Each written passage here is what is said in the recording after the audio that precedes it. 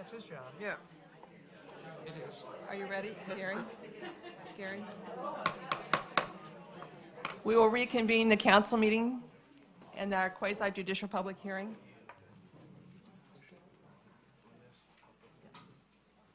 And for the record, Councilmember Carey is ill and had to leave.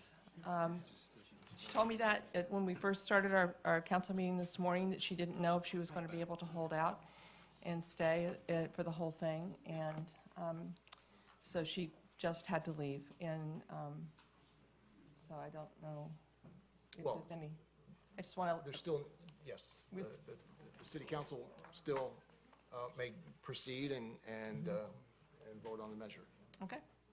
So we're ready then for the, So let's, we are yes, ready for the open the public comment. Okay.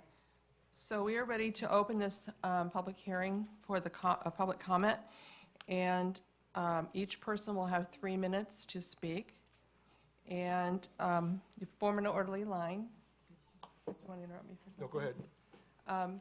And when you come to the podium, please state your name. And do they need to state their address? It says here the address. No. No, okay. And that you have been sworn. You would address your comments to the council as a whole. And as you know, when we have our meetings here, it's very respectful. And because we know that there are people who agree or disagree, but we have a respectful conversation. So we do not applaud, we do not cheer, and we respect each other so that we can we want to hear everyone. If you are reiterating another speaker's comments, please acknowledge that and just say, I agree with the other person that has spoken before. We want to make sure we give everyone an opportunity to speak. And if you have any supporting documents, then you can provide a copy to the clerk during that such time. And we will not answer impromptu questions. This is public testimony to the council as a whole. So, anything else you'd like to add? And I wish to add that your testimony will be provided under oath. So if you haven't yet been sworn but decide to speak, now's the time to rise and be sworn by the city clerk. Also, you will be subject to cross-examination by both the representative of the intervener and the applicant if they choose to do so.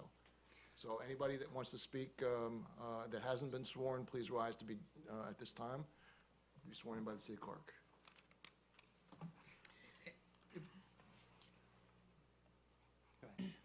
Do you solemnly swear or affirm to tell the truth, the whole truth, and nothing but the truth in today's proceedings? I do. Thank you. Mr. Witt, you had a question?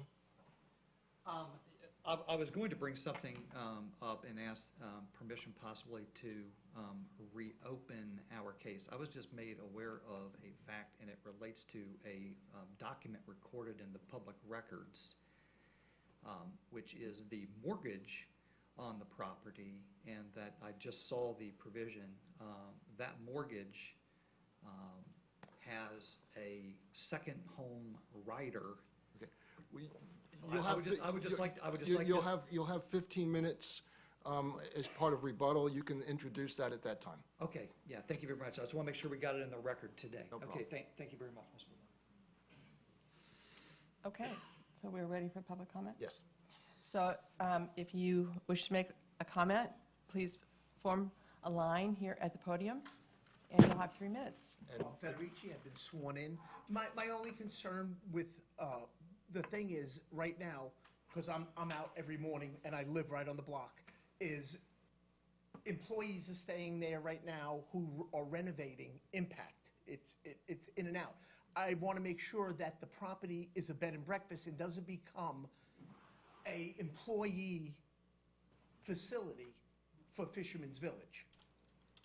That would be a main concern, having obviously people come from out of town and staying or doing that is a completely different housing situation than having people who are employed by Fisherman's Village staying there. That's all I have to say. Either side want to cross-examine the witness? Thank you. Please come and form a line so we can speed this up. Thank you. Good morning. Good Kathy morning. Getz, Historic District, and I have been sworn. I think all of you know this. I'm the previous owner of the property in question. My husband and I built that house in 2010 and lived there, loved it, loved the neighborhood. We are building another house right over here at 307 McGregor. We sold the home because we just were ready to downsize due to, my husband had a physical injury, and we decided it was time for us to downsize that house. The Ivies bought the house from us in May of 2018.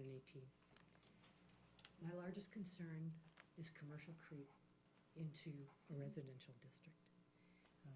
We know that all the previous testimony provided is that. I can't hear you, I'm sorry. Lynn, I'm sorry. We know that the owner is Architera, and so it's a large, probably the largest, I would guess, the most significant commercial property owner in the city. And our stated goal through our master planning process is to do development in our core downtown area. And here we have a big developer who has purchased this property and the impact property, which I think that's all been a great thing, the impact, especially the impact property. But there's other property that in the historic district that he has made offers on, and at least one other piece of property that I believe is already closed that he owns. So we're just worried about commercial creep and do not want this neighborhood to be interspersed with all kinds of properties that, even though they're not zone commercial, it doesn't say commercial, that they really are for their business and for profit entities. Thank you. Thank you. Any cross-examination? Nope. Good morning. Good morning. I don't speak loudly, so if you can't hear me, please tell me, because I have that little problem. I think you're doing am Susanna good. McCormick. I have been sworn in. For full disclosure, I am not a resident of the designated area. I'm speaking kind of as a private citizen, because I feel that I have to also disclose that I do go by there all the time because that's the route I like to take to go home. So I'm very familiar with the property. And I have to say, when I get off of Port Charlotte and I get into that neighborhood, I look around and I see the harbor and the children. And I look over here and there are these lovely old homes. And I feel like I've come home. And I feel like if we continue to commercialize that area, we've lost a large part of our city. I know most people don't go by there, they don't really know about it, but it is a lovely area with lovely homes. And some cities would have that as their historic, they would have tours going to look at these houses.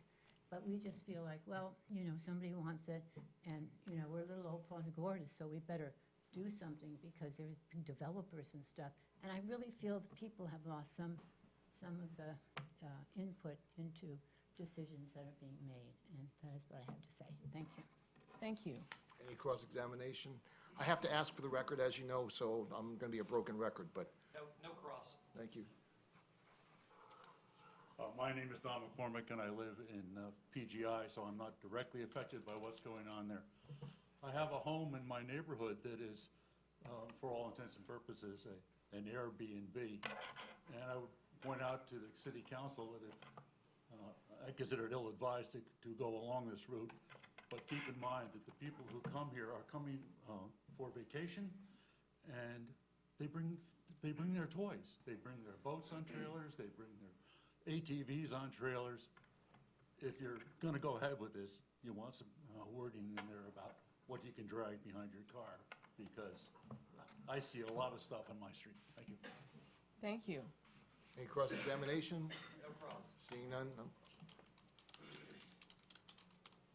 My name is Dennis Clark. I've been sworn. I've lived here for about 26 years now, so I've seen a lot of changes. I've watched our residential area grow out. It's something we should be proud of and cherish. I've been on both sides of the thing of having rental houses.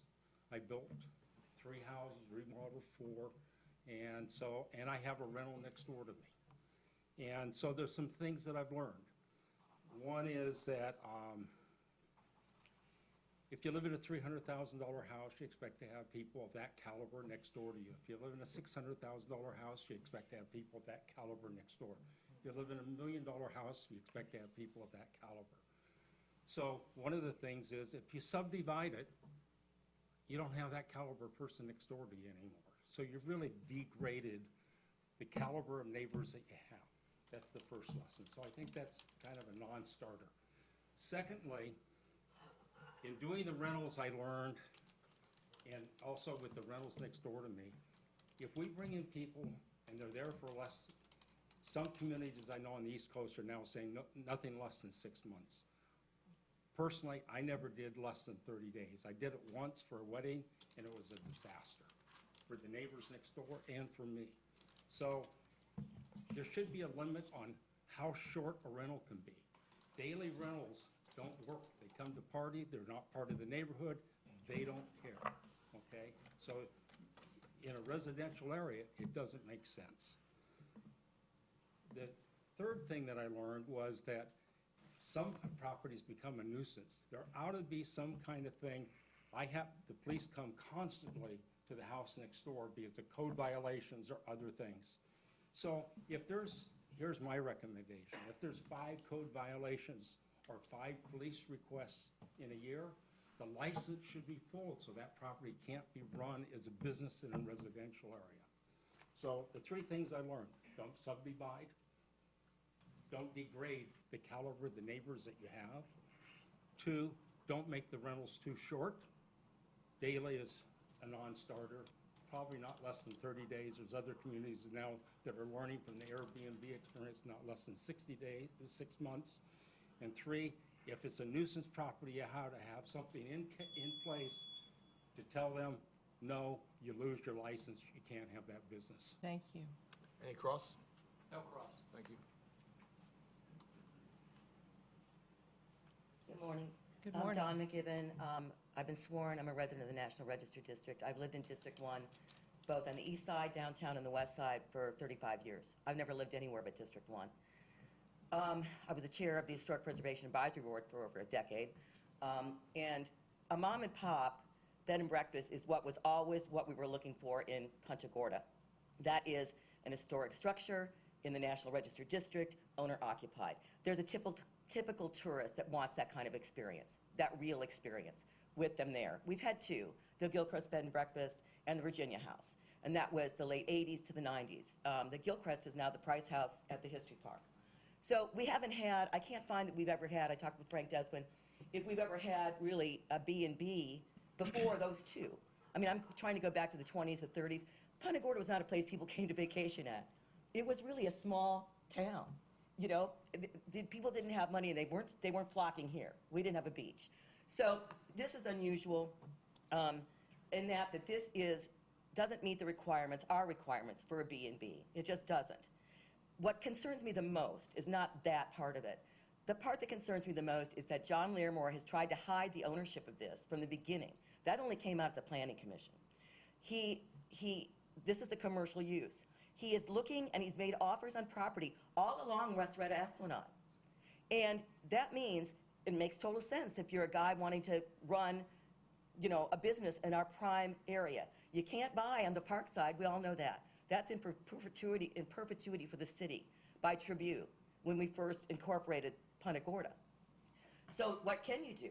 You can buy right there across the street, you got the beautiful view, and it's probably a really good investment. But that is commercial encroachment. What we're talking about is zoned neighborhood district 10, residential. Now someone said to me, what about Carmela's? Well, that street that runs down on the other side of Cross Street, for I don't know how long, way before I've been here, was always zoned for 2 kinds of uses. It wasn't just residential. So people are under the assumption that, well, what happened over there? Well, that was zoned for forever, as far as I know, to have some commercial use in with residential. This would be a precedent. And I know special exceptions are supposed to not create precedent. But as we all know, you know, you go down that road. You've got the Campbell's nose under the tent. So I'm just saying, this is commercial encroachment in a residential neighborhood, and it will affect our property values and our quality of life. Thank you. Any cross? No cross. We have cross from the applicant. Hi, do you know what the residential zoning of the property you referenced, the Camarlos property, what the zoning district of that is? I don't have the map in front of me. I do know that this is where Thank the annex is. This is, okay, but you do say that is zoned differently, correct? Oh, I guess I can't ask you a question. Is there any other public testimony? Last call. Please come to the podium. My name's Glenn Martin, and I was sworn in when they first swore everybody Thank in. you. I live right across the street, on 805 West Strata, Esplanade. We moved there in 1980, and I've been there since then. I raised my 2 boys there. That street has just gotten more and more busy. We're across the street with the boats parking. They park on that side of the street a lot. And they park right on both sides of my driveway as it is, and they go out in those boats. Lately, they've been parking across the street. It's not as much. But ever since my boys were there, they rode their bikes on that street, they played on that street, and it's gotten to be where I'm glad they're big, because that's dangerous. They come around that corner fast. There's parking on both sides. It dips down. You can't see the cars coming off West Strata. Now, my boys are already getting kids. Now, I'm gonna be worried they bring the kids down here. I gotta watch them. They can't play like they used to. It's changed. Well, everything changes. But that's just a narrow corner, and there's a lot of action across the street at the boat club. They have parties, weddings. I work with, Dean, and we do a lot of parties at that place. That place gets full, and it's full of people, and it's got enough noise across the street with cars. Early in the morning, they bring their dogs yapping in. They're banging those cars. They start them up without mufflers, half of those guys. And it's real busy already. It's really, really busy. So I don't know, it's really changed. I was there before the house was, even Kim's house was built. I remember the old house that was there. So everything's really changed, and it's just gotten to be, I think it's dangerous myself, So that's all I got to say. Thank you. Thank you. Any cross? No. Okay, so before, any other anybody? comments? Okay, I don't see more, so now it's time. All right, so now, this would be the opportunity for the intervener to present any rebuttal testimony and summary argument. You have 15 minutes.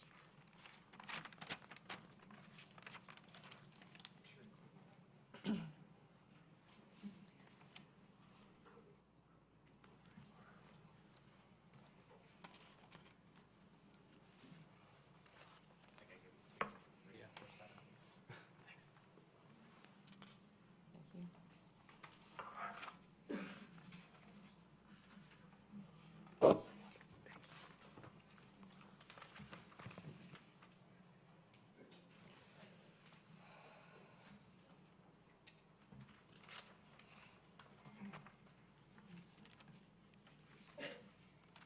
If you'll give me just a minute, I'd like to pull this document up as well. I think it was definitely safe.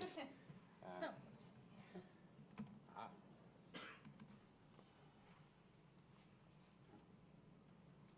Yeah, gotta be.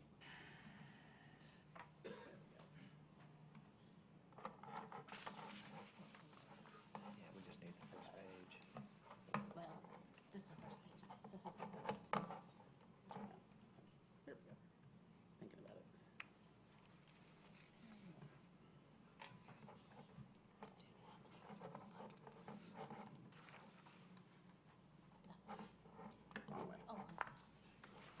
There we go. There we go. That's good. That's good. Okay, we have handed out a document to council and also to the applicant. This document is, it's a second home rider to the mortgage on the property, recorded at OR Book 4375, page 1564 and following in the Charlotte County Public Records.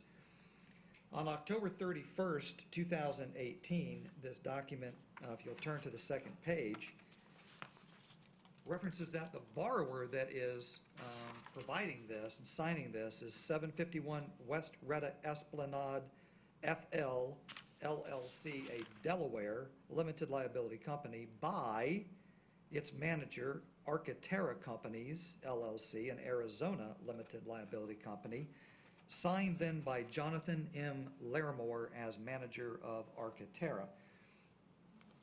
The language is what is found in paragraph 6. And I've put that up on the screen. That's back on page 1. In addition to the covenants and agreements made in the security instrument, i.e. the mortgage, the borrower and the lender, which is Regions Bank and Regions Mortgage, covenant and agree that sections 6 and 8 of the security agreement are deleted and replaced by the following. Paragraph 6, occupancy. Borrower, 751 West Retta Esplanade LLC, a Delaware LLC, by Architera in Arizona LLC, by Mr. Jonathan M. Larimore, shall occupy and shall only use the property, and the property is defined, set forth above as 751 West Retta Esplanade, Punta Gorda, Florida, 33950, as borrower's second home. Borrower shall keep the property available for borrower's exclusive use and enjoyment at all times, and shall not subject the property to any time-sharing or other shared ownership arrangement or any rental pool or agreement that requires borrower to either rent the property or give management firm or any other person any control over the occupancy or use of the property. We offer this into the record, which I think, in fact, kills the application. Mr. Larimore, on one hand, goes to his lender and borrows money and says, this is my second home, and I covenant to you that I'm going to live here. It's exclusively my home. And he signed it. It's not going to be rented. It's not going to be managed by anybody else. Regions Bank. So either there's bank fraud involved, potentially, or this special exception application has to be denied because it flies in the face of specific representations relied upon by a lender in loaning, I'd have to go back and pull the mortgage, a lot of money on this property. So I want to make sure that the record is clear that this restriction is in place because the applicant never brought this to the city council's attention that I know of. It's certainly not in the application packet or anything that I have seen brought to the city's attention. So with that being said, I want to address just a couple of comments. I'm going to wrap up and be very brief. This special exception application is not. You deal with that all the time. This is not. This is a proposed hotel by the owner of Fisherman's Village. Make no mistake. He can set up all the different little LLCs and the shells he wants to. This is the owner of Fisherman's Village who wants a hotel. I want to expand. I need a hotel. I can't build a hotel. I'm not going to get approval to build a hotel. So, hey, how about a bed and breakfast?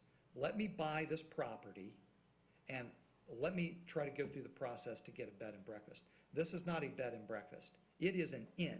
Oh, it's not a bed and breakfast inn. It's an inn. And you can't say alakazam, bippity boppity boo, and wave a wand and make a hotel a bed and breakfast inn. Now, you can go back and you can change your ordinances, okay? Deal with the city. Go back. Publish it. Consider it. First reading, second reading. We're going to change the definition of what a hotel / motel / inn is, and we're going to change the definition of what a bed and breakfast inn is, and then possibly the city council can grant this type of use on this property. But as it stands today, you cannot do it because you can't ignore, disregard, or waive those restrictions, the district regulations. That's in black and white, it's in your ordinances. You cannot ignore, disregard, or waive the approval criteria. And the approval criteria cites back and says it has to comply with all of the criteria in the district regulations. And I've gone through the list of 8, and they don't. And again, respectfully, your city attorney and I have a pretty short disagreement in owner-occupied and what that means. Just because it's an LLC does not mean you can just have an employee, okay? So as the one gentleman said, you know, his concern, and this is not, I'm not saying that they are, okay? This is argument, let me be clear. But the gentleman's concern is, wait a minute, what if it's being used for employee housing, okay? And he hires these guys and they're coming in and turning over, and they're like construction guys that he's sticking in there, wink, wink, nudge, nudge, nod, nod, okay? You don't know. There's nobody to control that. The city can't control that. Code enforcement can't control that. Nobody's gonna know. My client's gonna suffer, but y'all don't know. That's why you can't do it. It has to be owner occupied. Who's the owner? Well, who signed this document that we just now introduced into the record? Who signed the document? Mr. Jonathan M. Larimore is the owner of this property. So if you want to approve it, that, I believe, has to be one of the mandatory conditions. The owner of the property has to live here. He's already told the bank, this is my second home. Now, if he wants to have guests, he can have guests, but he can't rent it out. It's his home. It's not a bed and breakfast inn. And just lastly, the commercial creep. I raised this with the staff, and I apologize if I was a little too, you know, sharp with them. I didn't intend to be. The future land use element for the residential neighborhoods specifically talks about this, to protect it, to protect the character of your residential neighborhoods, and to stop, I think the term that the citizen used was commercial creep, and the degradation of the neighborhood. This is the first step. It's not in a historic neighborhood. This is not, I've stayed in probably 3 dozen bed and breakfasts in New Orleans and Savannah. And I love that, going to historic cities and staying in historic homes. Love it. It's one of my pleasures that my wife and I have. That's a fact. This is not, okay? This is not that. So we'll wrap up with that. We ask that this be outright denied, not conditions placed on this approval. You can't, I said yesterday, talking to Jeffrey, they're asking you all to take a chimpanzee and call it a cheetah, okay? You can't do it. You can't take a motel, hotel, inn and call it a bed and breakfast inn. They have to meet all of the requirements. And they by their admission, they have admitted that they've not met 4 of them. So here it is. This is what Mr. Larimore agreed to do with the property. So we would ask that you deny this petition, this special application outright. Thank you. The council may ask the interveners representative any questions they may have at this time. Any questions? Questions? I have no Right. questions. The applicant will have 15 minutes for rebuttal testimony and summation. You can still say good morning, right? Can the intervener's attorney put on record whether wink, wink, nod, nod is argument or fact? Well, he did say that he and his wife's Was it true? appreciation for bed and breakfast is Yes, fact, so you can I've been previously cross-examine. sworn. That's right. Thank you. Again, Jason Green, Weiler Engineering. First, I want to do this in a couple parts, if you don't mind. The first part is address some of the public's comments. And partially, I want to address them in this order because I just want the public to hear a response to that. Maybe, I know there's some emotional and some personal opinions that filter into these things.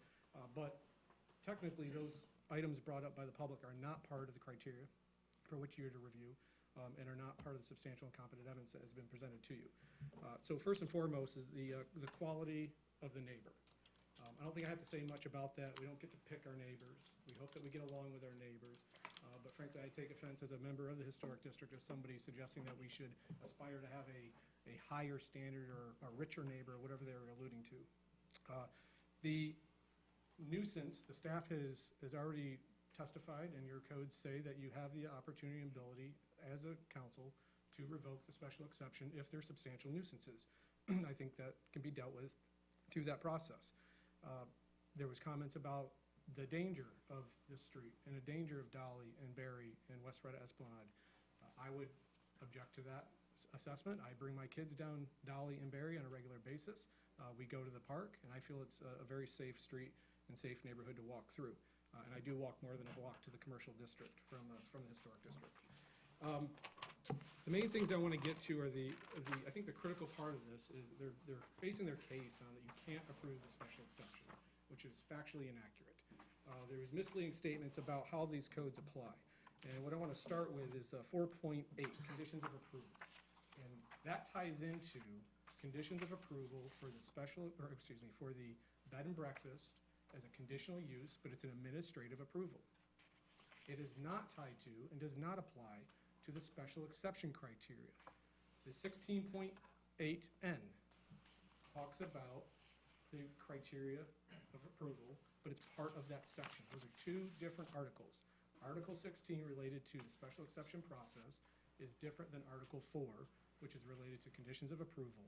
The only condition, the only requirement of the list that applies is that it was within the definition of your bed and breakfast. That they have shown and stated that they will comply with. The other conditions, in practice, yes, it's nice to consider whether those are applicable to the special exception process and applicable to this use. You are not required to apply those conditions to this use.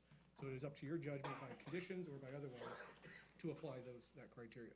So I think discussing this, it just needs to be clear that you do have the ability, by your code, whether people like it or not, to consider the special exception. You do have the ability to condition it for the safeguard of the public, what you deem to be necessary. Again, the public health, safety, and welfare is what you should consider in the criteria of those conditions. You've heard testimony that there's no limitations on the neighbors, on weddings and parties and amplified music. You have a noise ordinance. The applicant has offered conditions to help limit those, whether the time for the pool. And frankly, they have an interest in making sure that their fellow renters within their structure are happy also. Otherwise, you don't get people coming back. And we all know in the day of social media, it doesn't take very long to have a negative review, whether it's what's the app locally in neighborhood or next door or whatever it is. It doesn't take long for people to have a negative view of that. So in closing, I just want to summarize that as an expert planner, which I don't believe I've heard any testimony from any expertise on whether it's traffic, planning, architecture, landscape architecture, engineering, or any other professional criteria that has testified as to any substantial and competent evidence. And we believe that this does meet your criteria, and especially with the conditions that we hope that you apply to this project, we'll live harmoniously with the neighbors. And I know there's nervousness about new uses and new things coming in the neighborhoods, but frankly, this is the character of this project, the character of this property blends well with the residential neighborhood. And we are surrounded by non-residential uses. We have a brand-new library at my back door that is not residential, but it's part of the residential fabric and character of our historic district. We have restaurants, hotels within walking distance. You have title companies that are operating out of residential structures just down the street from this project. You have attorneys, CPAs. That is part of the fabric of this community. So I hope that you recommend and approve this, and I thank you for your time. Before you leave, Oh, yes. first, does any member of the city council have a question for the applicant's representative? Yes, I do. I have three, actually. Is the applicant willing to stipulate as a criteria for approval that you would only allow passenger cars on the property and not any other vehicles of any kind, such as boats, trailers, RVs, and that sort of thing? Yes. Is there going to be any stipulation on minimum length of stay at the property?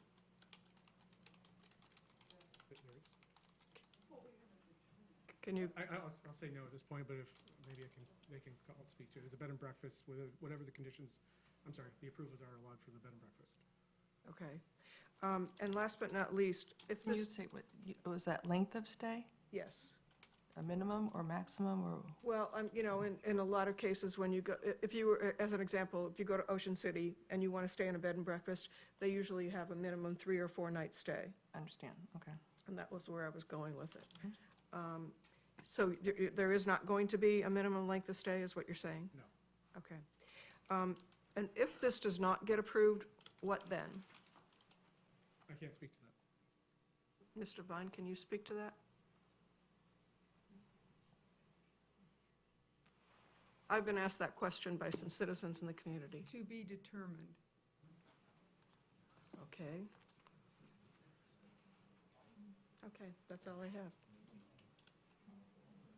I have a comment, and just, can anyone speak to this? I was going to, yes, that's, Can anyone speak to the document that was provided about the home loan? Personally, I don't think it matters. I think that it's not your role as a council to implement rules and regulations on a mortgage or other document.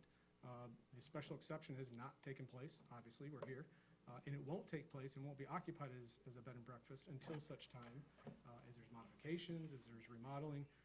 At that time, the owner has to address their conflicts or issues with their mortgage. But again, I don't think it's the city, in my opinion, it's not the city's, your attorney will advise you otherwise, I think, but I don't think it matters to this case. It's not part of the criteria, and it's not relevant to the occupancy.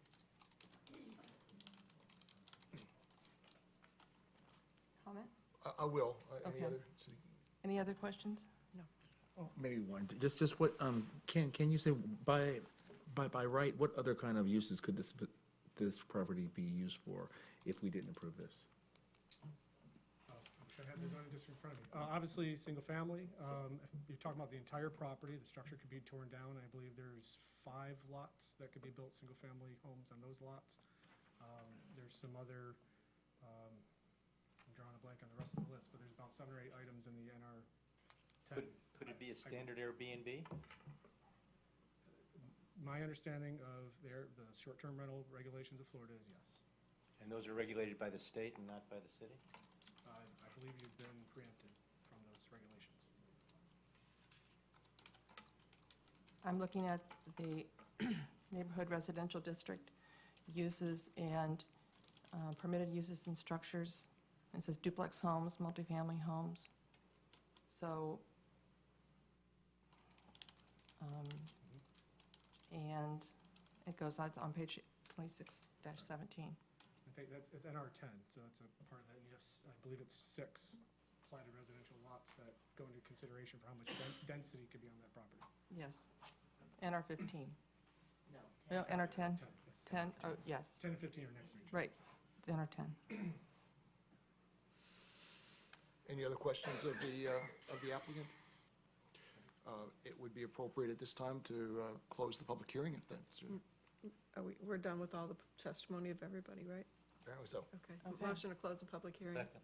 There's been a motion and a second to close the public hearing. Would all those in favor please signify by saying aye?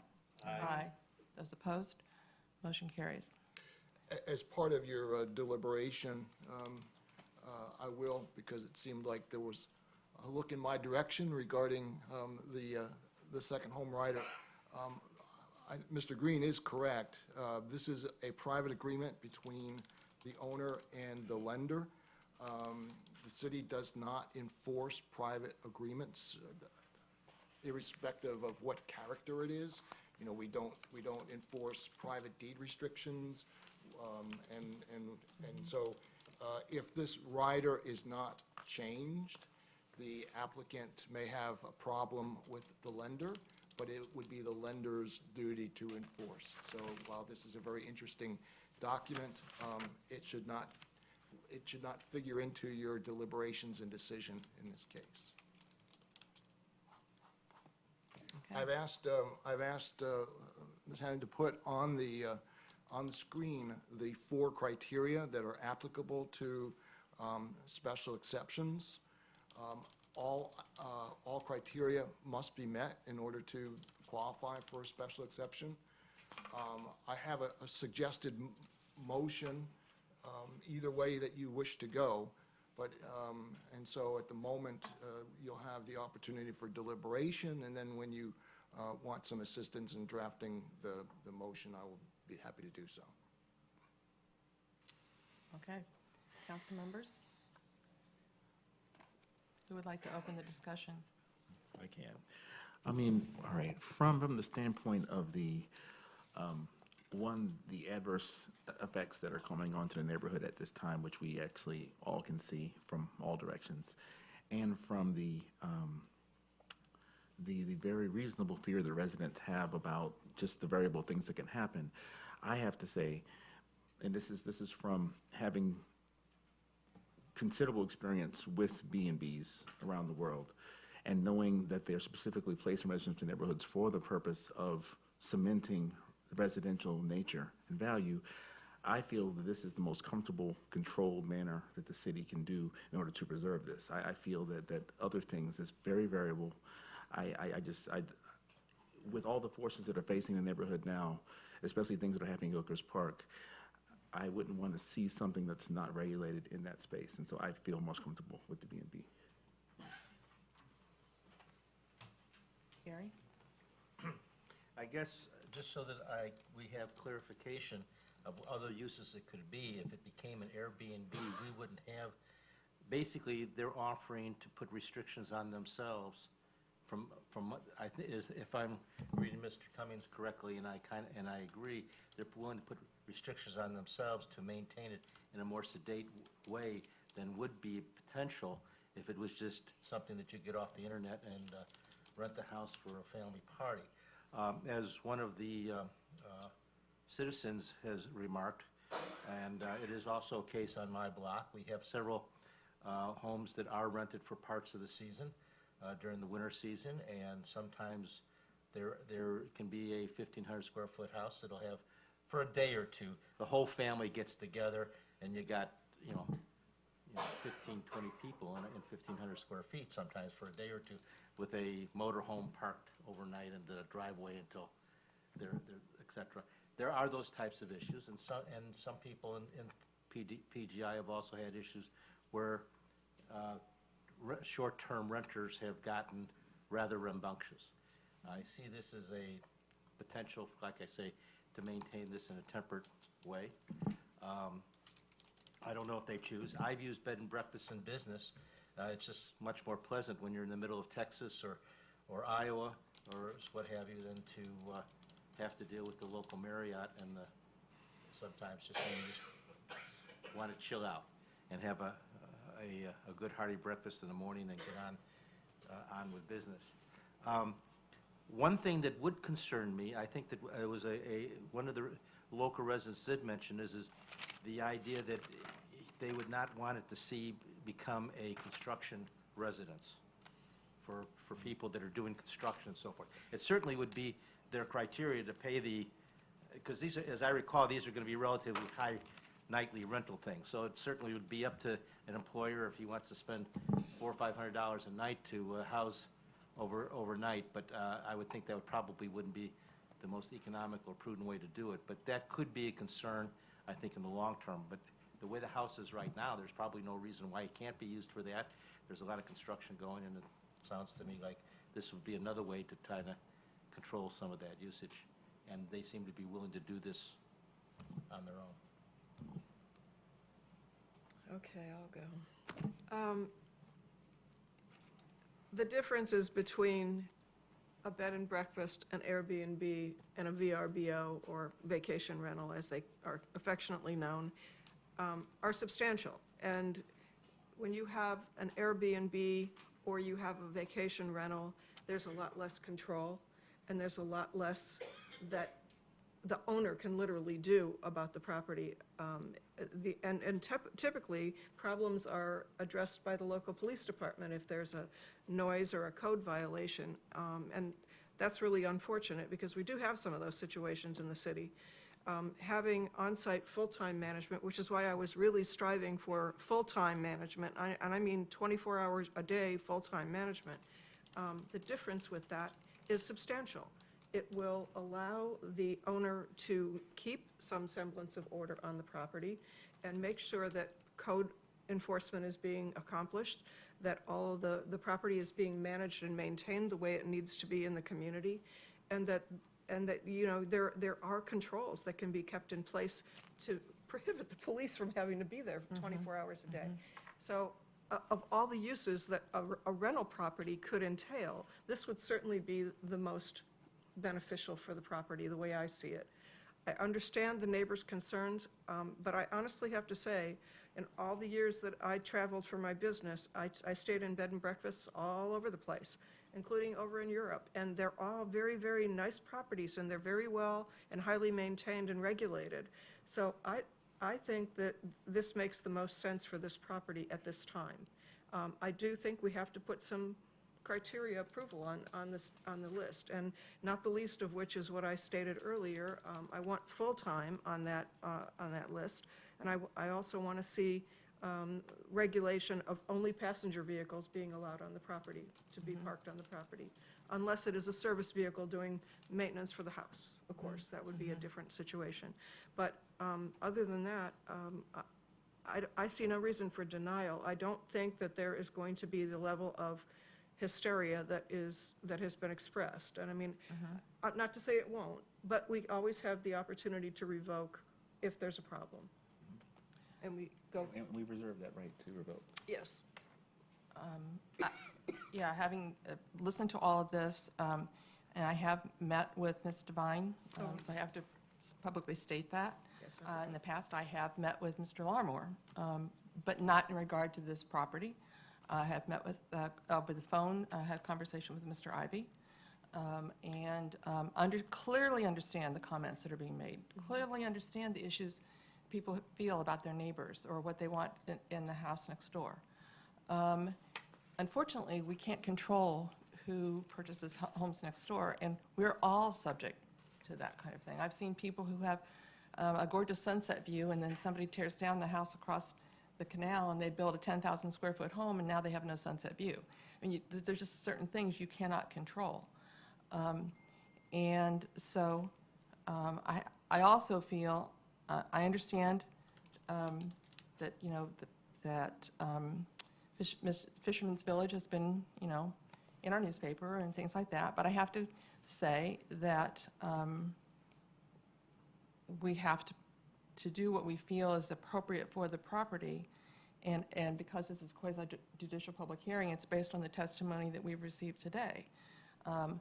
And putting a lot of restrictions or that on the property makes the most sense, so that it is as controlled as possible, because you are right, by state statute, we cannot control what happens with Airbnbs, and as you, Vice Mayor Matthews has indicated, we see the reports, we see, you know, issues that may pop up, and get emails from residents about those properties and what happens, or the house down the street that everything is changing all the time, and the people are partying all day and all night, and kind of whatever it is, that we have no control over. So I would also say putting some kind of penalties in place to make sure that this is, it is maintained, as we have indicated, so that if things get lax, we have some way of controlling the situation. So, how would you like for us to, go ahead. I'd like to also disclose that I met with Kim Devine for this project, and I also spoke to Mr. Ivy on the phone. One other question I have for David, and that is, can you reiterate, please, the allowance of having an on-site full-time manager versus owner occupied? Yeah, I mean, I believe that when a property is owned by an entity, the entity can be represented by a full-time employee who is required to reside full-time at the facility, the same way as if it was owned by an individual. I see no distinction between an entity employee or an individual, provided that they are required to function in the same capacity. So we would be requiring a full-time live-in employee of the owner of the property as part of the conditions of approval. It is also incumbent upon me to address the proposed condition relating to passenger vehicles. There's been litigation over the years regarding exactly what constitutes a passenger vehicle. I think if I understood really what the concern was, it's not so much the vehicle itself, but that it's the trailers and the other things that may be associated with it, and an RV perhaps would also not be classified as a passenger vehicle. So I think you would be better off to put as a condition that no trailers or RVs may be parked on the premises. Or boats. Well, I don't know What how would you could require put, the trailer? I don't know how you would put a boat without a trailer. Well, that's true, but, well, I don't know, depends. There could be a small boat that they put on the ground there, but, anyway, Well, you could have an amphibia car, but it's both. Yeah. Yeah. well, Yeah. for the most part, they would be on a trailer, but there could be that opportunity that they wouldn't be. Well, if the boat was stored on the property, not on a trailer, I think that would be a violation of, no, I'm told we're not, it's not. So if you want to exclude boats on or off a trailer, and RVs, that would be an appropriate condition. Staff presented several conditions that they would recommend for approval, and the applicant also recommended or proposed several conditions that they would want to have as part of the special exception. Those will need to be included in your motion. Lisa, if you want to put that on the screen as a reminder.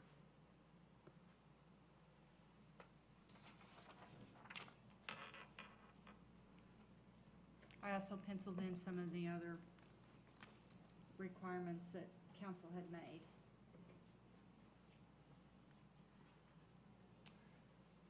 So the staff had a total of 9 conditions for approval. Those are on the screen at the present time. You want to just go ahead and read them into the record one more time, please? Lisa Hannon, zoning official, that all state and local licenses are obtained prior to operation of the bed and breakfast inn. Any food service is limited to guests purchasing lodging at the bed and breakfast inn and shall not be advertised to the general public as a restaurant. The only permitted signage is a building marker sign based on the Punta Gorda Code. The bed and breakfast inn will be limited to a maximum of 8 guest rooms. The special exception use is limited to the current structures as they exist in exterior configuration at the time of approval, with the exception of the pool, deck, and cage, which can be expanded with proper permitting. Hours of operation for the pool be limited. An employee of the property must reside on-site, and we can add full-time. No special events open to the public are permitted, and then no trailers or RVs or boats.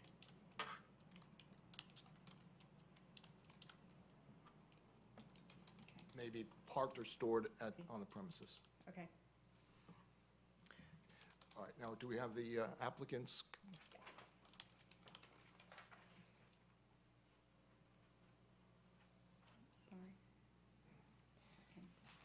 Sorry.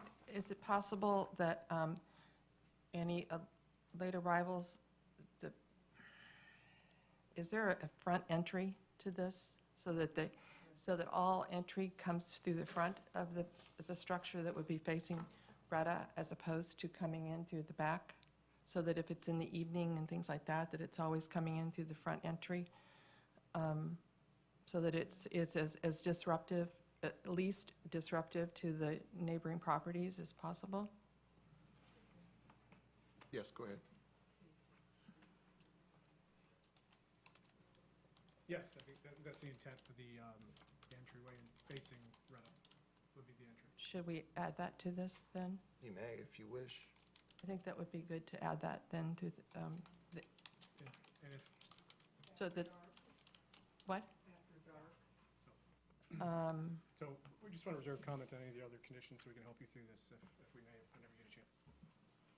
I'm not sure what the appropriate What do you language mean- needs What to do be. you mean by reserved comments? Well, I wanted to ask for a clarification, a couple things when you're done, or we can go each by each, because I want to make sure we all understand the same.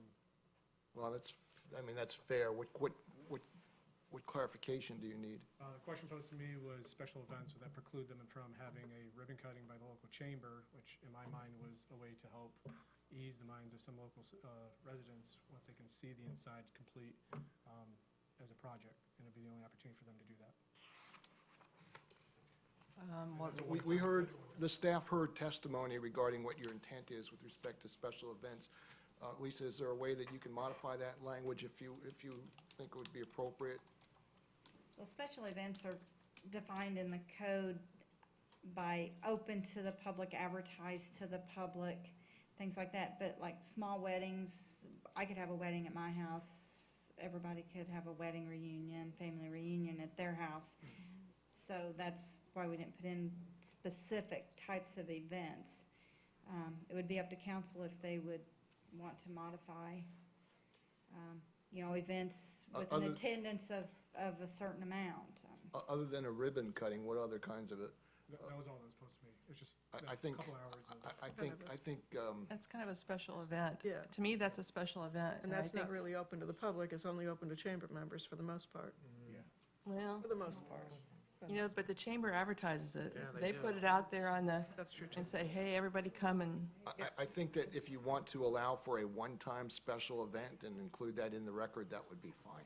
And that's why I asked. One-time special event for ribbon cut, chamber ribbon cutting. Is there any other? For now. Okay. Question. Would a guest, an unregistered guest of a guest, be considered public or a guest? A guest, okay. So if you were to have a family that would rent the house, and they might rent all the rooms, and they might have 12 people stay in the room, they might also have another 12 guests for the small, tiny wedding. Okay, I just want to be clear. All right. Lisa, you want to just run through those for the record too, please? Okay, these were provided by the applicant. The operations being check-in time 2 p.m., check-out time 11 a.m. Late arrivals after 7 p.m. will need pre-approved special request. The home will be an indoor-outdoor smoke-free environment. Minimum age is 21. Pool hours will be limited to 8 a.m. to 10 p.m. We will have policies in place with the demised property so not to disturb other guests within the B&B. Policies and procedures for the B&B will be developed for